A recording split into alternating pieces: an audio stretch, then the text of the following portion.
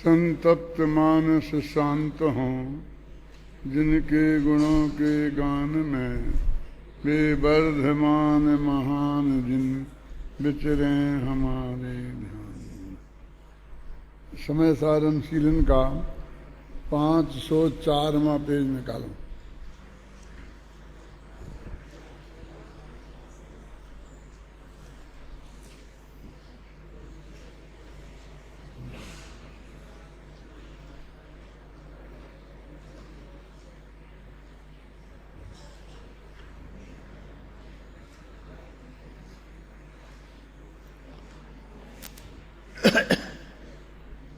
इसमें पांडे राजमल जी क्या लिखते हैं उसे बताया गया है। ये उक्त कलश का भाव खोलते हुए कलश टीका में पांडे राजमल जी लिखते हैं। जरा ध्यान से सुनना, क्योंकि वैसे तो राई की ओट में पहाड़ है, लेकिन वो भाषा पुरानी है ना, एड़ी टेढ़ी, तो उसका भाव खुलता नहीं है। वो लोग गलत अर्थ समझ लेते हैं। बड़े बड़े विद्वान भी इसमें भ्रमित हो गए और वर्षों तक भ्रमित रहे। देखो क्या है, भावार्थ इस प्रकार है, मिला कि गेय गायक संबंध के ऊपर बहुत भ्रांति चलती है। सो कोई ऐसा समझेगा कि जीव वस्तु गायक पुद्गल से लेकर भिन्न रूप 6 द्रव्य गेय हैं, सो ऐसा तो नहीं है। मैं गायक, समस्त 6 द्रव्य मेरे गेय, ऐसा तो नहीं है। अब 6 द्रव्य गेय हैं और आत्मा गायक है, इसमें क्या दिक्कत है? 6 द्रव्य में अपना आत्मा भी आ गया तो सुपर प्रकाशक भी हो गया। लेकिन वो कह रहा ऐसा लोग समझते हैं, वो सही नहीं है। देखा ना, ऐसा तो नहीं है। फिर पढ़ता हूं, गेय गायक संबंध के ऊपर बहुत भ्रांति चलती है। संबंध के ऊपर माने बारे में, संबंध के बारे में बहुत भ्रांति चलती है। क्या चले? सो कोई ऐसा समझेगा कि जीव वस्तु तो गायक है और पुद्गल से लेकर भिन्न रूप 6 द्रव्य गेय हैं, तो ऐसा नहीं है। अब इसको भ्रांति बता रहे हो। आत्मा को गायक मानना और 6 द्रव्यों को गेय मानना, ये भ्रांति है, ऐसा कह रहे हैं। और फिर द्वारा कहते हैं, मैं गायक और समस्त 6 द्रव्य मेरे गेय, ऐसा तो नहीं है। फिर भावार्थ इस प्रकार है कि मैं अपने स्वरूप को वेदक रूप से जानता हूँ, इसलिए मेरा नाम ज्ञान, यतः मैं आपके द्वारा, आप द्वारा जानने योग्य हूँ, इसलिए मेरा नाम गेय। यतः ऐसी 2 शक्तियों को लेकर अनंत शक्ति रूप हूँ, इसलिए नाम ज्ञाता है। ऐसा नाम भेद है, वस्तु भेद नहीं है। भावार्थ इस प्रकार है कि वचन का भेद है, वस्तु में भेद नहीं है। ये पैरा जो है उनका कोटेशन है, समझे ना। और जिसमें उन्होंने ज्ञाता के 6 द्रव्यों के साथ भगवान आत्मा के ज्ञाता के संबंध को एक भ्रांति कहा है। और इसके आधार पर ये भ्रम मोक्षु समाज में फैलाया गया कि 6 द्रव्य गेय नहीं है, अकेला मैं आत्मा गेय हूँ। इसलिए आत्मा पर को नहीं जानता है, स्व को जानता है। इसमें से क्योंकि यहाँ 6 द्रव्य को जानने को भ्रांति कहा गया है। ये कलश टीका का ये अंश सबको दिखा कर और ये कहा गया कि देखो इसमें कितना लिखा कि 6 द्रव्य को जानना वो भ्रांति है। तो अब पढ़ते हैं अपन जो मैंने लिखा इसके बारे में। उक्त कथन में से ऐसा भाव निकाला जाता रहा है कि पर को जानना भ्रांति है, समझा ना? या आत्मा पर को जानता है ऐसा मानना भ्रांति है। तात्पर्य यह है कि आत्मा पर को जानता ही नहीं है। माने ये शब्द हैं और इन शब्दों का ऐसा अर्थ निकालते रहे बड़े बड़े विद्वान, अभी भी बहुत निकालते हैं, और वो उसका प्रचार करते रहे और उसका निष्कर्ष निकालते रहे कि आत्मा पर को नहीं जानता है, अकेले स्व को जानता है।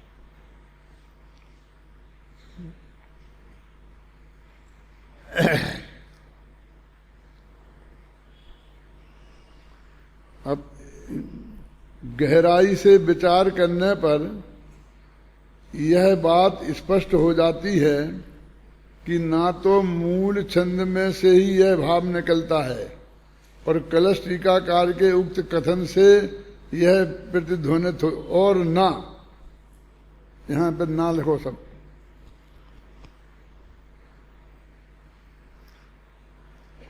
और ना कलश टीकाकार के उक्त कथन से यह भाव प्रतिध्वनित होता है। जो अर्थ निकाला जा रहा है वो ना मूल गाथा में से निकलता है, कलश में से नहीं निकलता है, और न टीकाकार जो पांडे राजमल जी ने लिखी है टीका, जिसको अपन ने यहाँ कोट किया है, उसमें से भी ऐसा भाव नहीं निकलता है कि पर को जानना भ्रांति है। वो तो ये कह रहे कि आत्मा स्व और पर दोनों को जानता है। इस प्रकरण में के संबंध में लोगों को भ्रांति है।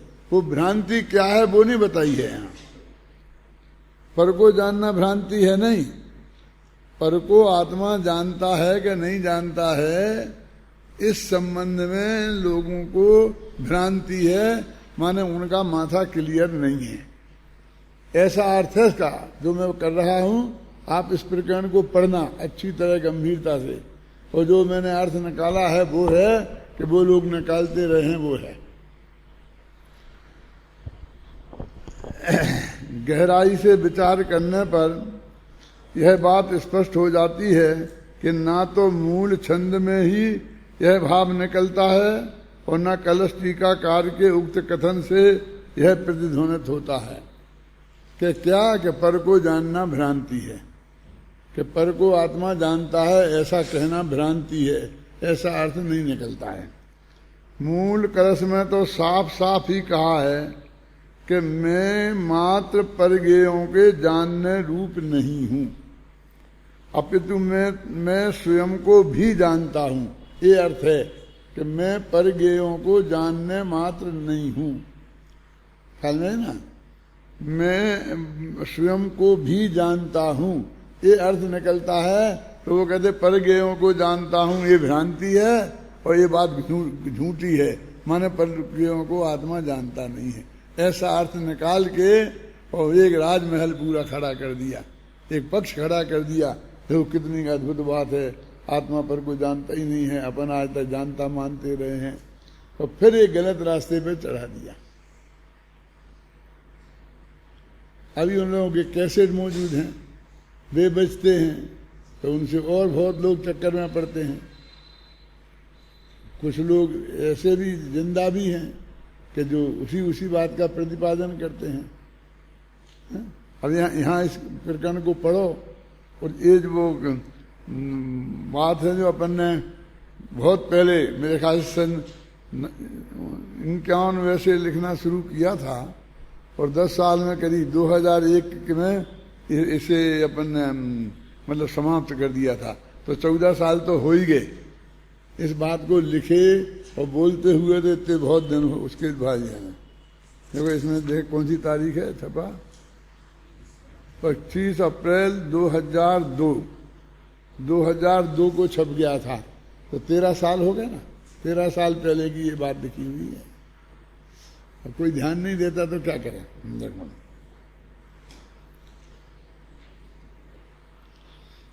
मूल कलश में तो साफ साफ ही कहा है कि मैं मात्र परगेयों को जानने रूप नहीं हूं, अपितु मैं स्वयं को भी जानता हूं। इस प्रकार स्वपर को जानने रूप परिणत हुआ मैं ही ज्ञाता हूं। कौन? स्वपर को जानने रूप परिणत हुआ मैं, मैंने जान रहा हूं ये अभी स्व और पर को, ऐसा मैं स्वयं ही ज्ञाता हूं, स्वयं ही ज्ञेय हूं और मैं स्वयं ही ज्ञान हूं। ये अर्थ है इसका जो ऊपर है। वो जो ये निकाला कि पर को नहीं जानता वो स्व को ही जानता है। यानी मैं ही ज्ञाता हूं, मैं ही ज्ञेय हूं और मैं ही ज्ञान हूं, माने सब मैं ही हूं। क्योंकि बौद्ध लोग ऐसा मानते हैं कि ज्ञेयों से ज्ञान की उत्पत्ति होती है, परीक्षा मुख सूत्र है ना। और जैनी ये मानते हैं कि ज्ञान की उत्पत्ति ज्ञेयों के अधीन नहीं है। सामने ज्ञेय कोई होता है और हमारे ज्ञान का सामने व्यक्ति कोई होता है और हमारे ज्ञान का ज्ञेय मुंबई में बैठा बेटा बनता रहता है। ऐसा होता है कि नहीं होता है? तो कैसे होता है? कहते वो तो ज्ञान की पर्याय की योग्यता है कि वो जैसा जिसको जाने उसको जाने। वो ज्ञेय के अधीन ज्ञान नहीं है। और वो कहते ज्ञेय से ज्ञान की उत्पत्ति उससे सिद्ध होती है। तो वो कहते हैं कि यदि पर को आत्मा जानेगा तो आत्मा पर के अधीन हो गया। अब उसे जानने से उसके अधीन कैसे हो जाएगा? तो सर्वज्ञ भगवान लोकालोक को जानते हैं तो ये लोकालोक के अधीन हो गए। जैन दर्शन तो ये कहता है कि न लोकालोक उनके अधीन है और न वे उनके अधीन है। दोनों में बिल्कुल स्वतंत्रता है। जानने से कोई फर्क नहीं पड़ता। कोई उसे जान रहा है, उससे उसे कोई अंतर नहीं पड़ता और वो किसी के द्वारा जाना जा रहा है। आप सुने ना कि वो किसी को जान रहा है, इससे भी कोई फर्क नहीं पड़ता। एक बहुत अच्छा भजन है अपने यहाँ और वो समय सार के एक कलश का ही एक तरह से पद्यानुवाद है। भूमि न होत चांदनी की ज्यों, त्यों नहीं धनी गे को ज्ञानी। जिस जमीन पर चंद्रमा की चांदनी पड़ जाए तो क्या वो जमीन चंद्रमा की हो जाती है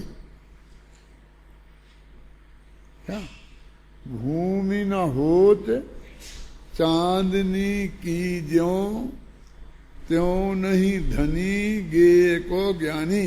गे कहते जैसा चंद्रमा की चांदनी पड़ने से जमीन चंद्रमा की नहीं हो जाती, उसी प्रकार त्यों नहीं धनी गे को ज्ञानी। गेयों को जानने वाला ज्ञानी उन गेयों का धनी माने मालिक नहीं हो जाता। धनी समझते आप किसे बोलते हैं? मालिक तो ये बता ही रहा हूं मैं। धनी बोलते हैं पति को और पत्नी को क्या बोलते हैं? धन। आपको क्या बात कहते? तुमने संपत्ति बना दिया पत्नी को। अपभ्रंश भाषा के साहित्य में जो 7वीं शताब्दी से 13वीं शताब्दी पर छाया था, साहित्य के क्षेत्र में वो छाया था, परमार्थ प्रकाश, योगसार, ये सब जिस भाषा में लिखे गए उसमें धन माने पत्नी और धनी माने पति, ऐसा अर्थ में किया है। ये रुपये पैसा धन है वो अलग बात है, लेकिन उसको भी धन बोलते हैं। क्या कहते हैं? नहीं धनी, धनी माने पति को भी बोलते हैं।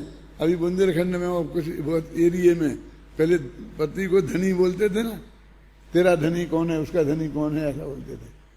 तो जब उसे धनी बोलेंगे तो उसके बदले में पति की तरफ से पत्नी को धन बोलते हैं। देखो, जो नहीं धनी गे को ज्ञानी। अब इसकी अगली पंक्ति और अधिक कठिन है और अधिक मार्मिक है। गगन दहन दहत पर गगन न तदगत, गगन दहनता की विधि हानि। इसे लोग शुद्ध बोल ही नहीं पाते हैं, क्योंकि अर्थ तो ख्याल में आता नहीं है। गहन दहन क्या है? कभी गहन का दहन बोल देते, दहन का गगन बोल देते, क्या है? अभी मैंने बोला है, इसका अर्थ बताता हूं, ध्यान से सुनना। दहन दहत, दहन माने अग्नि, दहत माने जलती है। दहन दहत, अग्नि जलती है, पर गगन न तदगत, जहां वो अग्नि जल रही वहीं आकाश भी है। आकाश द्रव्य है ना वहां, लेकिन वह आकाश नहीं जलता। तो दहन दहत पर गगन न तदगत, तदगत माने उसी जगह पे विद्यमान। गगन न दहत, उसी जगह में आकाश विद्यमान है और वो नहीं जलता है। दहन दहत पर गगन न तदगत, इसका अर्थ समझोगे तो जो तुम शुद्ध बोलोगे। नहीं तो पहले दहन था कि गगन था, फिर गहन का ददन गए, उल्टा सीधा बोलते हैं। क्यों? ऐसा क्यों है? अग्नि तो जलती है, ईंधन जलता है, लेकिन वहीं आकाश है वो नहीं जलता। कि ऐसा क्यों है? सबको जलना चाहिए। तो उन्होंने कहा कि जो पदार्थ जलने योग्य होते हैं, जिन पदार्थों में जलने की योग्यता होती है, वे ही जलते हैं, सब नहीं जलते। तो गगन दहनता की विधि हानि, आकाश में जलने की योग्यता नहीं है। विधि माने योग्यता। गगन दहनता की विधि हानि, तो ऐसे कहते हैं कि ज्ञान ज्ञेयों को जानता है, पर ज्ञेयों के जानने से वो ज्ञेयों का नहीं हो जाता, वो ज्ञेयों का मालिक नहीं हो जाता, वो ज्ञेय उसके मालिक नहीं हो जाते। यानी कर्ता कर्म संबंध, स्वस्वामी संबंध जानने से कोई संबंध स्थापित नहीं होता। होता है तो ज्ञेय ज्ञायक संबंध होता है, तो ज्ञेय ज्ञायक संबंध है स्थापित होने से कोई किसी का नहीं हो जाता है। यानी अन्यथा तो हम जिस जिसको जानते वो हमारा हो जाता।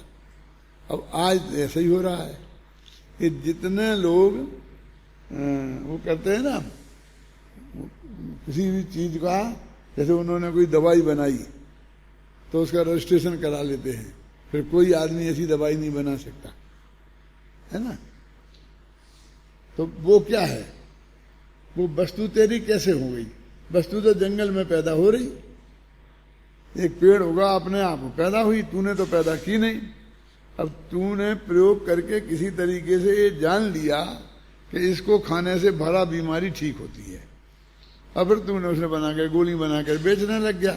अब ये कहता है कि इस चीज को तुम गोली बना के नहीं बेच सकते, क्योंकि सबसे पहले मैंने जाना। माने जिस चीज को हमने जाना उस चीज पर हमारा अधिकार है, ऐसा आज सारे जगत को मान्य है ना। और उसकी वजह से अरबों रुपया ये बड़े पैसे वाले देश है ना जो शोध करते हैं, वे कमा रहे गरीब देशों से। माने उन्होंने बहुत बढ़िया बीज तैयार किया है ना, गेहूं का, भुट्टे का, कि उस बीज को बो तो दुगना तिगुना अनाज पैदा हो और बहुत बढ़िया क्वालिटी का पैदा हो और उसका स्वाद भी बढ़िया हो। तो वो बीज अपन को मिलना चाहिए। खासकर मक्की के मामले में मैं बताता हूं कि अमेरिका ने उसमें बहुत विकास किया, तो अपने आगे मक्की के भुट्टे आते हैं ना, तो रूखे रूखे कड़क कड़क, उसमें तेल भी नहीं निकलता है। वहां के भुट्टों में तेल निकलता है। जैसे अपन मूंगफली का तेल खाते हैं, ऐसे वहां भुट्टों का तेल खाते हैं। कौन? ऑयल। इसमें ही सारी पुड़ी बनती है, घर का सब काम बनता है। तो उनने वो भुट्टों के बीज अपन को दिए। तो पहले ही क्या किया कि मान लीजिए वो 10 रुपए किलो का भुट्टा है, का बीज है, तो उसके 1000 रुपया किलो लेते हैं। क्यों? हमने शोध किया है। अब उनका तो नहीं हो गया, वो तो मक्की का ही है ना, पर उनने तो उसे जान लिया है मुक्की में ऐसा, इसको ऐसा हो सकता है। अब उसको 1000 रुपया देंगे, फिर अपन उससे बोएंगे भुट्टे, फिर अपन वो भुट्टे से बीज बना लें। तो एक दफे हमने 1000 रुपया किलो दे दिया, और बार बार तो नहीं दे सकते, तो वे कहते नहीं आप बीज नहीं बना सकते, आपको दोबारा भुट्टा बोना है तो हमसे ही बीज खरीदना पड़ेगा। तब कैसे आपको पकड़े, कहाँ कहाँ जाए कि तुमसे कहेगा तुम उस बीज का उपयोग नहीं कर सकते। तो उनने वो उसको बीज को ऐसा ही पैदा किया कि उसके से जो भुट्टा बनेगा आपके घर में, उसको बोगे तो फिर वैसा भुट्टा नहीं बनेगा। माने उसमें ही ऐसी क्वालिटी कर दी कि आपको दोबारा बीज लेना ही पड़ेगा। अब हर दफे बोने से धीरे धीरे गिरता जाता है, दूसरी दफे में फीका हो जाएगा 50%, फिर तीसरी दफे में 75% फीका होगा, चौथी दफे में तो बिल्कुल साफ हो जाएगा। माने मेरे कहने का मतलब ये है कि जैन दर्शन का जो महासिद्धांत था, आज उसी को अधिकार मान के ये जो करोड़पतियों, बड़े देश और छोटे देशों का भेद खड़ा हो गया, अणुबम बना लिया इनने साहब। तो अणुबम क्या, यही दुनिया के जो पदार्थ थे ना, यही सारा उनको उनने मिला मिलू के प्रयोग करके बना लिया। अब वे कहते हैं हम, तुम नहीं बना सकते, सारी दुनिया को दबाते हैं कि हमने बना लिए, 5-6 देशों ने, उन 5-6 देशों का एक संगठन बन गया। वे कहते बाकी के देशों को नहीं बनाने दो। तो वो कहते यहां तक तो ठीक है कि तुम हमें बताओ नहीं, लेकिन जैसे तुमने अपने आप बना लिए, ऐसे ही हम भी अपनी बुद्धि लगाकर और यदि बना लें तो तुम हमें कैसे रोक सकते हो। लेकिन उसको भी रोकते हैं, क्योंकि उनके पास वो अनुभव में, तुमने गड़बड़ की तो हम तुम्हारे ऊपर अनुभव फेंक देंगे, मार डालेंगे तुम्हें, नहीं तुम मत बनाओ अनुभव। मालूम है तुम्हें, ऐसा सारे दुनिया में ये चल रहा है। पहले 4 देश थे कुल, रूस, अमेरिका, फ्रांस और जर्मनी, शायद एक और था। ऐसे 4 देश थे जिनके पास अनुभव थे। हाँ, वो इंग्लैंड, 4 देश थे बस। अब 2 एक और बन गए, जबरदस्ती बना के। इसमें हिंदुस्तान भी एक है, वे मना करते रहे, फिर भी अपन ने बनाए, धमकाते रहे।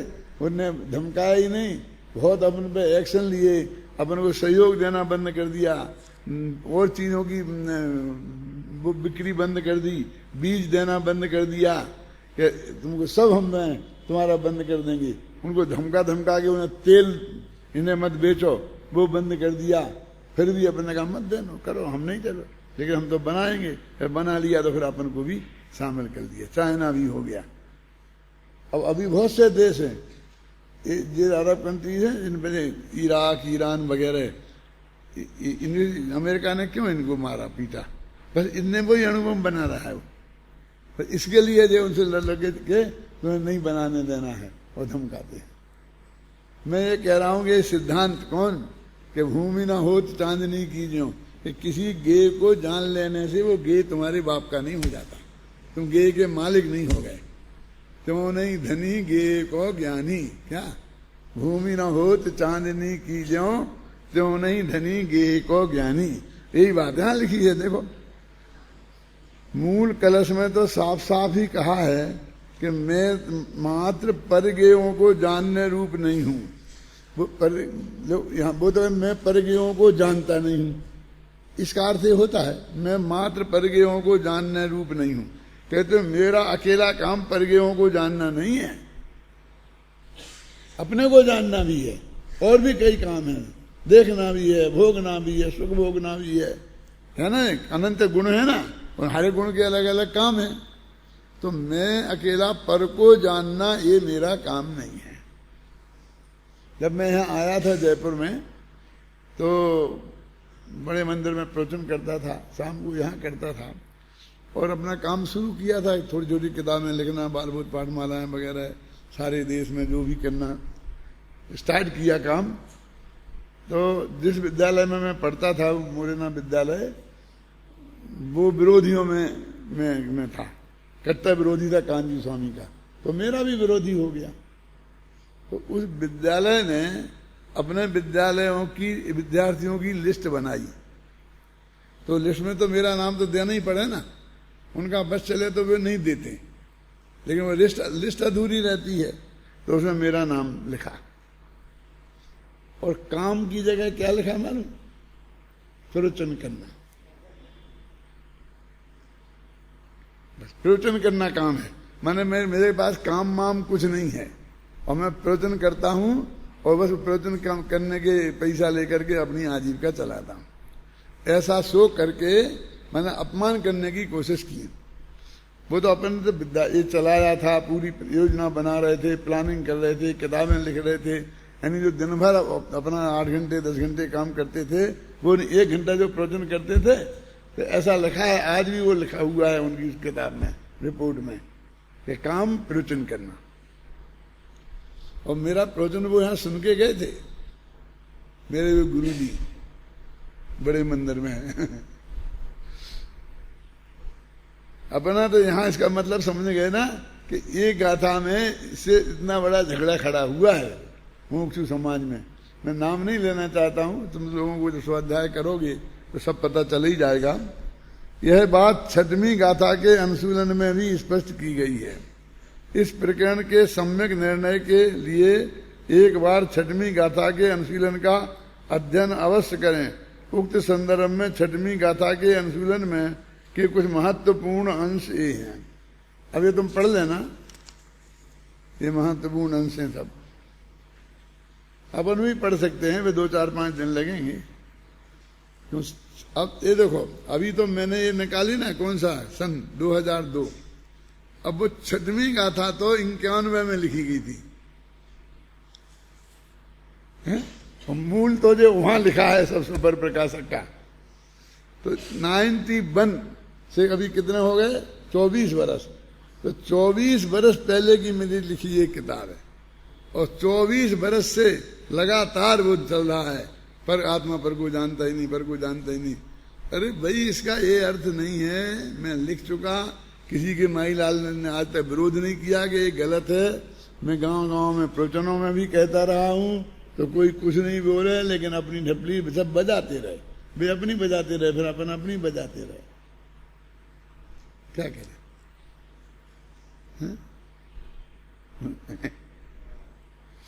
देखो पढ़ते हैं, पढ़ूं से मैं 6वीं गाथा का।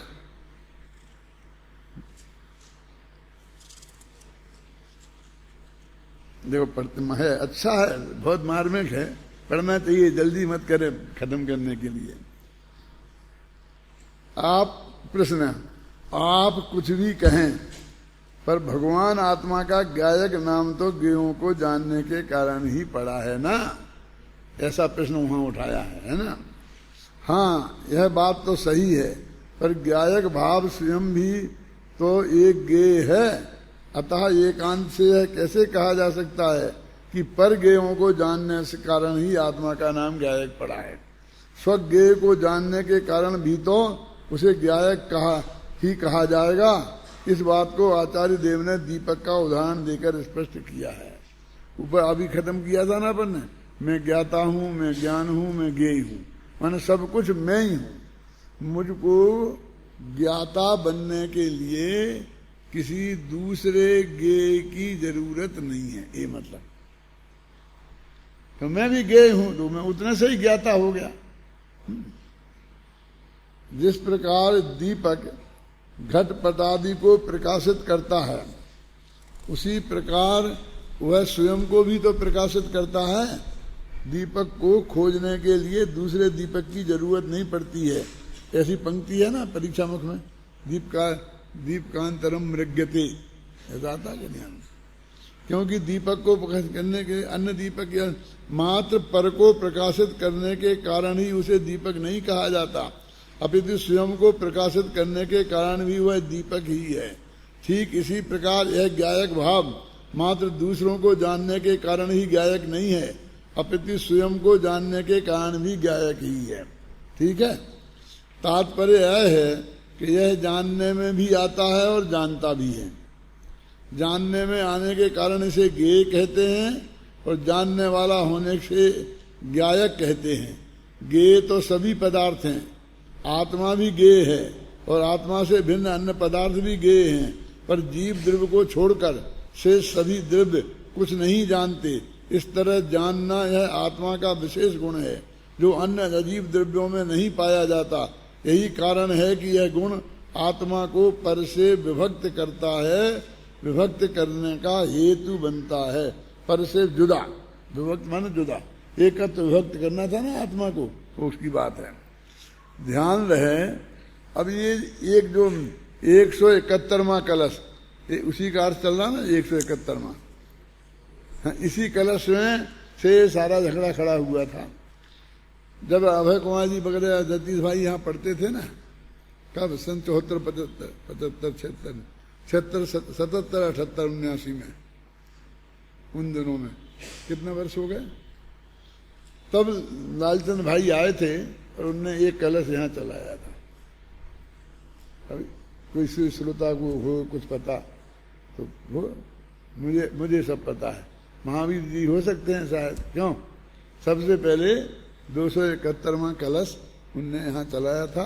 तब अपन वहाँ गद्दी लगती थी और ऐसे बैठते थे सब, ऐसे करते, तो मुझे याद है। देखो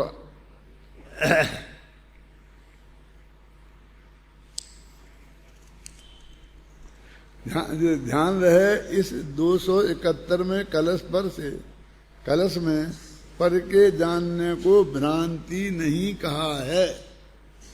वे लोग कहते थे कि पर के जानने को भ्रांति कहा है। अब एक तो वो लोग हिंदी अच्छी तरह से नहीं जानते हैं, गुजराती मूल के हैं होने से, और फिर वो हिंदी भी 400 वर्ष पुरानी, बनारसी दास से भी पहले की, क्योंकि बनारसी दास ने नाटक समय सार उनकी राजमल जी की टीका, कलश टीका, उससे आधार पर लिखा है। तो कलश टीका पहले बन चुकी थी, और वो बनी थी कहाँ, यहाँ से अपन अलवर जाते हैं ना, तो एक गांव मिलता है बैराठ, ये पहला गांव है ना महुआ, 1 घंटे पे महुआ आ जाता है, और वहां से मुड़ के जाते हैं तो फिर 1 घंटा करीब और चलो तो एक बैराठ नाम है। वो बैराठ का पहले नाम था विराट नगर। वहां एक भट्टारक जी थे और उनके यहाँ एक पंडित रहते थे, उनका नाम था पांडे राजमल जी। पांडे माने पंडित, पहले अपन आजकल कहते हैं पंडित हुकुमचंद पंडित रतनचंद लिखते ना, ऐसे वहां पांडे लिखते थे उस वक्त उनको। तो पांडे वो उनके यहाँ रहते थे और वो समय सार के विशेषज्ञ थे। तो पंचाध्याय भी उनने लिखी है। तो उनने ये टीका बनाई 400 वर्ष पहले। अब 400 वर्ष पुरानी भाषा, आज जो आप कलश टीका देखते हो यहाँ, तो वो कलश टीका तो पंडित फूलचंद जी ने उसका हिंदी में अनुवाद कर दिया है। इसकी वजह से वो थोड़ी सीधी सी लगती है, अभी भी नहीं लगती है आसान तो, लेकिन वो असली देखोगे 400 वर्ष पुरानी भाषा में तो वो बहुत अटपटी है। और लेकिन हिंदी गद्य साहित्य में सबसे पुरानी कृति है, जैन और अजैनों को मिलाकर। अजैनों में भी कुछ नहीं है, जब गद्य बना ही नहीं था हिंदी का। जो बच्चे बेचते थे ना और साधु लोग खरीदते थे, तो उनका जो बैनामा लिखते थे तो बस ऐसी भाषा थी। वे कुछ पट्टे मिलते हैं और कुछ 200 वैष्णव की वार्ता, कहीं 256 वार्ता, ऐसी भी वार्ताओं के नाम पर कहानी किस्से मिलते हैं 2-2 4 पेज के, और वैसी जो है सो है, जो है सो है, ऐसी भाषा में लिखे रहते हैं। और हिंदी साहित्य की दृष्टि से सबसे पुराने गद्यकार पांडे राजमल जी हैं, फाउंडर हैं समझ लो इसके। और बनारसी दास आत्मकथा साहित्य के हिंदी में गद्य पद्य में आत्मकथा साहित्य लिखना, वो सबसे पहले बनारसी दास का नंबर आता है। और पंडित टोडरमल का सबसे पहले इतना शुद्ध और परिमार्जित गद्य लिखने वाले पंडित हैं। उनके समय का जितना भी साहित्य उठा के देखोगे वो बिल्कुल इसके सामने बिल्कुल फीका है, कुछ नहीं, उसमें दम नहीं है। मेरे एक लेख लिखा था करीब 27-28 पेज का, उसमें मैंने ये सब हिंदी साहित्य की गद्यकार लिखा था गद्य साहित्य के संदर्भ में, तो उसमें लिखी थी सब। अब वो लिख ही रहा था, कहीं गायब हो गया। इनने मंगाया था डॉक्टर कस्तूरचंद कासलीवाल ने कि डॉक्टर साहब आप इस पर लिखो, तो मैंने लिख के भेजा था। तो उन्होंने काट पीट के छोटा मोटा छापा, और मूल मेरा जो लेख था वो उन्हीं के पास कहीं रह गया। और उस जमाने में ना तो कंप्यूटर थे, ना कोई टाइपिस्ट भी नहीं था, टाइप भी नहीं था, अपना हाथ से ही लिखते थे। और ऐसे कोई अपने पास आदमी भी नहीं थे कि वे शुद्ध लिखे ही देवें। साधारण पढ़े लिखे, जो 8वीं 10वीं क्लास पास, बस धर्म तो कुछ जानते ही नहीं थे, संस्कृत तो। ऐसे लोग थे, तो उनसे नकल भी कराओ तो अपन, ऐसा नहीं था, फोटो कॉपी भी नहीं होती थी कि अपन वो कॉपी अपन रख लेते और उन्हें देते। अब थोड़ा थोड़ा मुझे याद है, तो कभी कभी बताता हूँ। क्या अपन कहाँ पढ़ रहे थे? 271 में भ्रांति नहीं कहा है, अपितु इस संदर्भ में जो भ्रांतियां चलती हैं उनकी चर्चा की है। क्या मतलब? वो तो ये कह रहे हैं कि इस मामले में जो भ्रांति चलती है उसकी बात कर रहे हैं। वो ये समझ रहे हैं कि वो भ्रांति, पर को जानना भ्रांति है नहीं, पर को जानने के मामले में लोगों में भ्रांति चलती है, ऐसे अर्थ में जो बात कही थी उनने ऐसा अर्थ कर दिया कि पर को जानना कहना भ्रांति है। तात्पर्य है कि आत्मा पर को जानता है कि नहीं जानता है, इस संदर्भ में लोगों को सही निर्णय नहीं है, बस वे इतना ही कहना चाहते हैं। वस्तु स्थिति क्या है इसके बारे में आगे स्वतंत्र रूप से कथन किया जाएगा। वस्तुतः बात यह है कि आत्मा में एक ज्ञान नाम का गुण या शक्ति भी है, और प्रमेयत्व नाम का गुण या शक्ति भी है। इस तरह वह ज्ञान भी है और ज्ञेय भी है, तथा ज्ञान और ज्ञेय आदि अनंत गुण वाला होने से अनंत गुणों का अखंड पिंड ज्ञाता भी है। इस प्रकार आत्मा ज्ञान, ज्ञेय और ज्ञाता सब एक साथ ही है। देखो, ज्ञाता माने कर्ता, ज्ञेय माने प्रमेय, और ज्ञान माने जानना, क्रिया।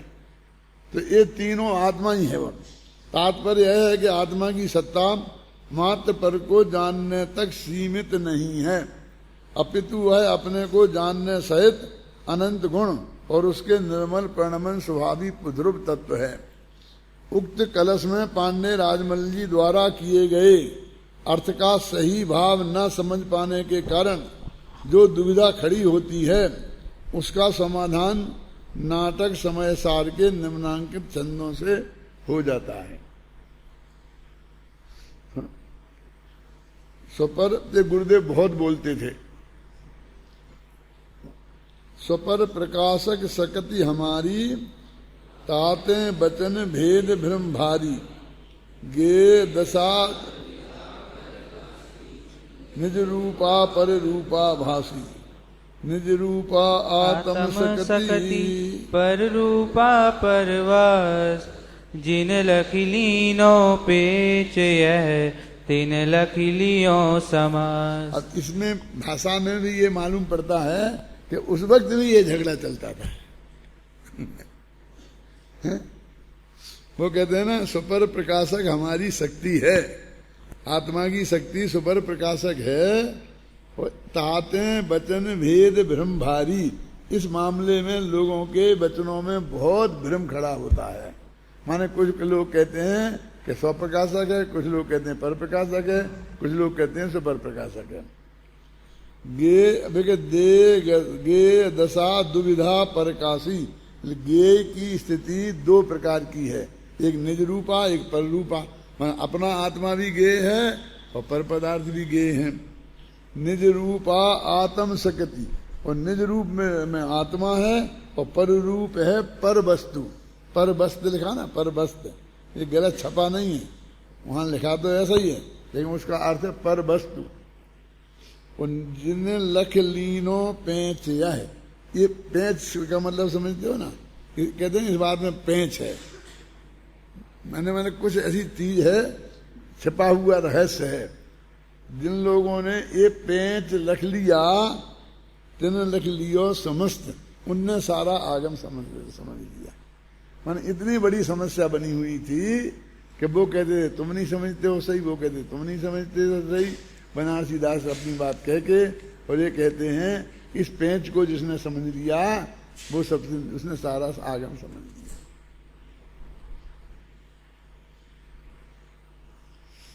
देखो नाटक समय सार के उक्त छंदों में मिल रहा, जो मैं पढ़ता हूं वो तुम्हें मिल जाता है कि नहीं? वो अर्थ मैंने कर दिया तो अर्थ छोड़ दिया। इसलिए नाटक समय सार के उक्त छंदों में अत्यंत स्पष्ट रूप से स्वीकार किया गया है कि आत्मा स्वपर प्रकाशकत्व शक्ति का धारक है और गे भी निज रूप आत्मा और पररूप पदार्थ हैं। यह रहस्य जिन लोगों ने जान लिया है उन्होंने सब कुछ जान लिया है। तात्पर्य यह है कि उन्होंने वस्तु का सही स्वरूप समझ लिया है। शेष अज्ञानी जन इस सुपर प्रकाशकत्व शक्ति का सही रूप न पहचानने के कारण बड़े भारी भ्रम में पड़ जाते हैं। ये है, इसका सही अर्थ नहीं जानते हैं, इसलिए वे लोग भ्रम में पड़ गए। ये बात कही थी जिसका उनने वो अर्थ कर लिया। वो भाषा की कमजोरी समझ लो, जो भी समझ लो। इस कलश में स्वामी जी का ऐसा, अब जो इतनी बातें कही है ना, तो स्वामी जी का पूरे कोटेशन दिए हैं। ये सब पढ़ो आराम से, शांति से।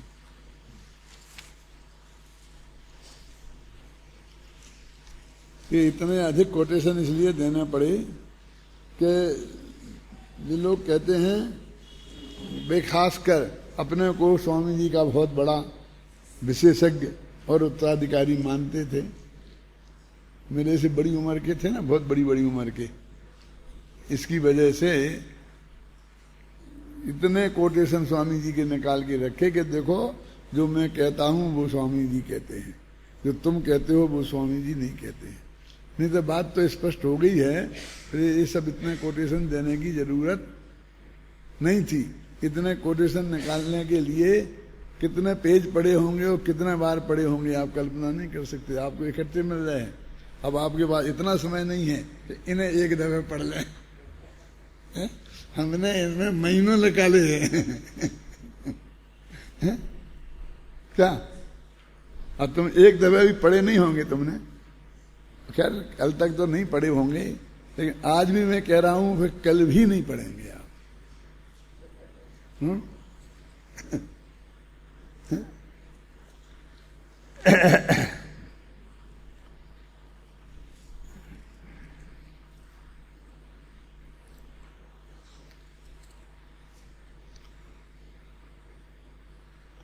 अब देखो सबसे पेज नंबर 511 सबसे नीचे की 2 पंक्ति। अब इसी भगवान आत्मा के अनेकांतात्मक स्वरूप को स्पष्ट करने वाले 3 छंद आचार्य अमृतचंद लिखते हैं। अब वो कहते हैं अनेकांत है ना, अनेकांत तो वो कहते हैं वो ज्ञान मात्र नहीं है, अनेकांत है। ज्ञान पहले ज्ञान मात्र कहते, फिर बाद में कहने लगे अकेला पर को जान नहीं, बस इतना ही रह गया, स्व को जानना उसमें गायब हो रहा है। इस प्रकार अब ये छंद जो 3 हैं ये मेचक अमेचक के संबंध में स्यादवाद की सिद्धि करते हैं, अनेकांत की सिद्धि करते हैं। कोई कहता है मेचक है, कोई कहता है अमेचक है, कोई कहता है मेचक का मेचक है। इनमें इनके मामले में भी थोड़ा सा झगड़ा चला, क्योंकि मेचक माने होता है अनेकाकार और अमेचक माने होता है एकाकार। और वो जो अपन ने पहले दिन बताए थे कि द्रव्य क्षेत्र काल भाव, तो भाव एक और अनेक वाले जो भेद हैं वो भाव वाली हैं। सामान्य और विशेष द्रव्य, भेद और अभेद क्षेत्र, और नित्य अनित्य काल, और एक और अनेक भाव। तो ये उन संबंधी छंद हैं, माने एक और अनेक के संदर्भ में अनेकांत को घटित कर रहे। एक माने ज्ञान आदि गुण एक हैं, सब अखंड हैं, और ये अलग अलग हैं, अनंत हैं। उस बारे के बारे में है। तो कोई ये कहता है, कोई ये कहता है, कोई और शादवाद कहता है कथनचित एक है, कथनचित अनेक है। ये तो हुआ सामान्य। अब पांडे राजमल जी ने फिर इधर चलो बैराठ ही पास में, तो वो उनने इसका अर्थ किया समल। मेचक माने समल और अमेचक माने निर्मल, अमल। क्या तो बनारसी दास ने उसका पद्यानुवाद किया तो उन्होंने ये लिख दिया कि समल अमल न विचारिए एक वस्तु त्रय नाम, ऐसा लिखा कि नहीं है। कोई कहता है आत्मा समल है, कोई कहता है निर्मल। अब ये मेला हो गया, वहां तो अनेक था, पर यहां मेला हो गया। तो वो कहते हैं कि अशुद्धि जो है ना, शुद्ध निश्चय न अशुद्ध निश्चय न आता है, तो वो कहते हैं कि शुद्ध निश्चय न और जो अशुद्धि है वो कोई राग देश ही का होना, वो अशुद्धि नहीं है। हमने भेद किया तो ये भी, इसको भी अशुद्धि कहते हैं। तो कहते हैं समल का अर्थ कोई मेल राग देश होना वो ही नहीं है।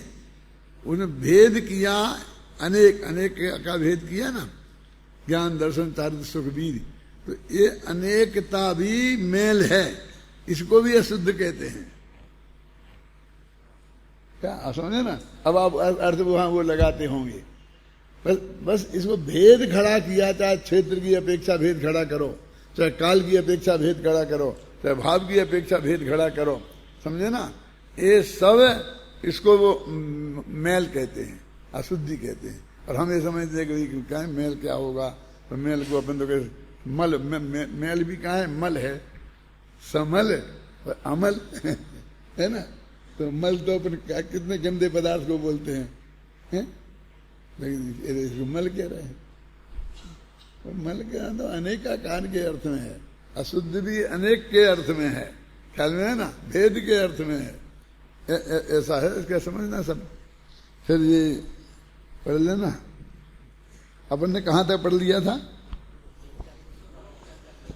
इसका। जो एक दफे 72, 73, 74 छंद को हिंदी वाला पढ़ो अच्छी तरह से। अरे अमेचक कभी कभी यह मेचक दिखता, कभी मेच का मेचक यह दिखाई देता है।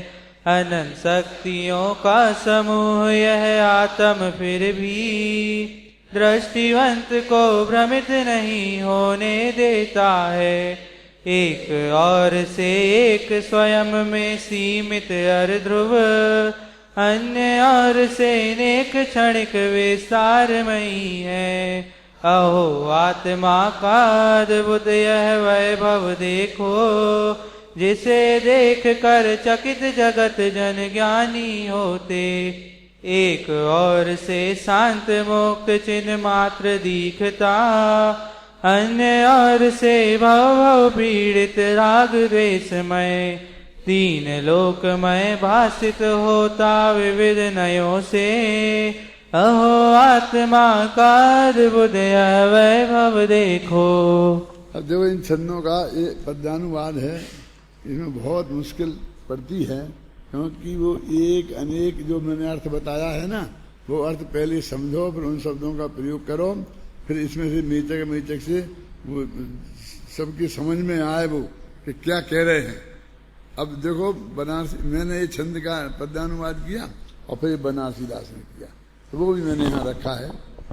अब इसको पढ़ोगे तो दोनों का अर्थ तो एक ही है, तो इतना फर्क होगा कि मेरे अर्थ में राजमल जी का प्रभाव नहीं होगा और बनारसी दास के अर्थ में राजमल जी का प्रभाव होगा। अब तुम थोड़ी मेहनत करो तो उसको खोजो, निकालो कहाँ वो अंतर आया है।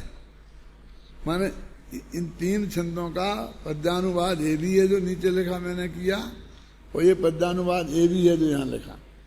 अभी बनारसी दास के पास तो मेरा पद्यानुवाद था नहीं, जो उनने मेरा देख के लिखा हो। मेरे सामने तो ये था ना, और फिर मैंने पांडे राजमल जी की कलस्टी का भी थी और सब भी था, तो उसको देख कर फिर जो मेरे को सही लगा वो मैंने लिखा। तो अभी इसमें क्या अंतर है, इस पर एक निबंध लिखाया जाना चाहिए, सबसे निबंध प्रतियोगिता हो, भाषण प्रतियोगिता हो, ऐसे विषयों पर होना चाहिए क्या।